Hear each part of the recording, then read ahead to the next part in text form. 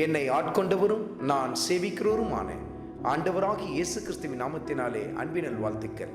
கிறிஸ்து இயேசுவுக்குள் மிகவும் பிரியமான அன்பு சகோதர சகோதரிகளே, நாளாகமத்தின் 2வது புத்தகத்தில் 24வது அதிகாரத்தில் 13வது வசனத்தில், அப்படி வேலையை விசாரிக்கிறவர்கள் தங்கள் கையினாலே வேலையை நடந்தேற பண்ணி தேவனுடைய ஆலயத்தை அதன் முந்தின சீருக்கு கொண்டு வந்து அதை பலப்படுத்தினார்கள். கர்த்தருடைய ஆலயத்தை முந்தின சீருக்கு கொண்டு வந்து அதை பலப்படுத்தினார்கள் என்று சொல்லி கர்த்தருடைய ஆவியானவர் எழுதி வைத்திருக்கிறார்.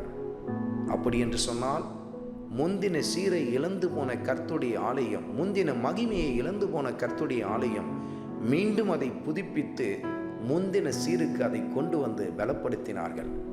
ஆலயம் என்று சொல்லி கர்த்தருடைய ஆவியானவர் எதை குறித்து குறிப்பிட்டு காட்டுகிறார்? அப்போஸ்தலனாகிய பவுல் கொரிந்திய சபைக்கு எழுதின முதல் நிருபத்தில் 3வது அதிகாரத்தில் 16வது வசனத்தை குறித்து கொண்டு தியானித்து பாருங்கள். நம்முடைய சரீரம்தான் நம் ஆண்டவர் இயேசு கிறிஸ்து தங்கி வாசம் பண்ணுகிறவுடைய பரிசுத்த ஆவியானுடைய ஆலயமாய் காணப்படுகிறது. இந்த ஆலயத்தை முந்தின சீருக்கு கொண்டு வாருங்கள் என்று சொல்லி கர்த்தருடைய ஆவியானவர் சுட்டி காட்டுகிறார். ஆதி அன்புக்கு நேராய் திரும்பு மகனே, திரும்பு மகளே என்று சொல்லி கர்த்தருடைய ஆவியானவர் சுட்டி காட்டுகிறார்.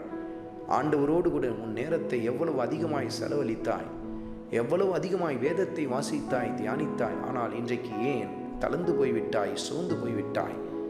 ஏன் உலகத்தின் பக்கமாய் திரும்பிவிட்டாய்? உன் முந்தின சீரை இழந்து போய்விட்டாயே. உன் ஆலயம் மீண்டும் முந்தின சீருக்கு எழும்பத்தக்கதாய் அதை பலப்படுத்தி என்று சொல்லி கர்த்தர், சீர்படுத்தி என்று சொல்லி கர்த்தர் உன்னோடு கூட இடைப்படுகிறார். மீண்டுமாய் ஆதி அன்புக்கினராய் திரும்புங்கள். கர்த்தருடைய வார்த்தை உங்கள் வாழ்க்கையிலே உங்களை புதுப்பித்து உங்களை முந்தின சீருக்கு கொண்டு வந்து நிறுத்தும் பாருங்கள். அந்த வார்த்தைக்கு கீழ்ப்படி மகனே, கீழ்ப்படி மகளே. உன்னை கர்த்தர் பயன்படுத்த ஆரம்பிப்பார். தன் மகிமையை உன் வாழ்க்கையிலே வெளிப்படுத்த ஆரம்பிப்பார். ஆண்டவராகிய இயேசு கிறிஸ்துவின் கிருபை உங்கள் அனைவரோடும் கூட இருப்பதாக. ஆமென்.